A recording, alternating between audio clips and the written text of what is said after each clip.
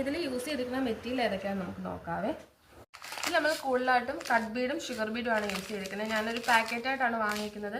ഇതിൽ നിന്നും കുറച്ച് എടുത്തിട്ടാണ് വർക്ക് ചെയ്തിരിക്കുന്നത്. ഇതാണ് ഷുഗർ ബീഡാണ് കേട്ടോ ഇത് കാണിക്കുന്നത്. സ്മോൾ സൈസിലെ ഷുഗർ ബീഡാണ് ഇതിൽ യൂസ് ചെയ്തിരിക്കുന്നത്. സ്മോൾ സൈസ് ആകുമ്പോൾ കുറച്ചും കൂടെ ഒരു ഭംഗിയായിട്ട് തോന്നും. പിന്നെ ഇത് കട്ട് ബീഡ്, ഇത് സ്മോൾ സൈസാണ് കട്ട് ബീഡ് യൂസ് ചെയ്തിരിക്കുന്നത്. സ്റ്റോൺസ് ആണ് ഈ ഒരു ഷെയ്ഡ് വരുന്നത്. നമ്മുടെ ബ്ലൗസിൻ്റെ തന്നെ ഒരു ലൈറ്റർ ഷെയ്ഡ് വരുന്ന കുന്തൻ സ്റ്റോൺസ് ആണ് പിന്നെ നമ്മളിത് യൂസ് ചെയ്തിരിക്കുന്നത്. അതും ഒരു കവറിങ് വരുന്ന ഒരു ഗോൾഡൻ കോപ്പർ കവറിങ് വരുന്ന ഒരു കുന്തൻ സ്റ്റോൺ ആണ് കേട്ടോ. നമ്മൾ ഇതിൽ ഗോൾഡൻ കളറിലെ കുന്തൻ സ്റ്റോൺ യൂസ് ചെയ്തിട്ടുണ്ട്. ഈ ഗോൾഡൻ കളർ കുന്തൻ സ്റ്റോൺ വെച്ചിട്ടാണ് ഈ ഒരു ക്രോസ് ഡിസൈൻ നമ്മൾ ബുട്ടാസ് വെച്ച് ഹൈലൈറ്റ് ചെയ്തെടുത്തേക്കുന്നത്. അത് ഈ ഒരു കുന്തൻ സ്റ്റോൺ ആണ്.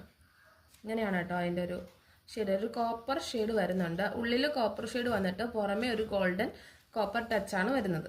പിന്നെ കസ്റ്റമറിൻ്റെ റിക്വയർമെൻറ്റ് അനുസരിച്ച് നമ്മൾ ഹാങ്ങിങ്സിന് വേണ്ടി ചെറിയ ബീഡ്സാണ് എടുത്തത്. കുറച്ചും കൂടെ വലുപ്പമുള്ളത് നോക്കിയിരുന്നു, പക്ഷെ കിട്ടിയില്ല. സെയിം ഷെയ്ഡ് വരുന്നത് ഈ ഒരു ക്രിസ്റ്റൽ ബീഡാണ് കേട്ടോ. ഒരു ഡബിൾ ഷെയ്ഡ് ഷൈൻ വരുന്നൊരു മെറ്റീരിയലാണിത്.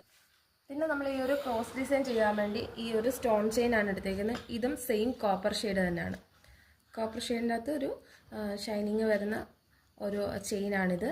ഇത് വെച്ചിട്ടാണ് നമ്മൾ ഈ ഒരു ലെയർ ചെയ്തേക്കുന്നത്. അപ്പോൾ നമ്മൾ ഈ ഒരു 7 മെറ്റീരിയൽ വെച്ചിട്ടാണ് ഈ ഒരു ബ്രൈഡൽ ബ്ലൗസ് ഫുള്ള് വർക്ക് ചെയ്തെടുത്തേക്കുന്നത്.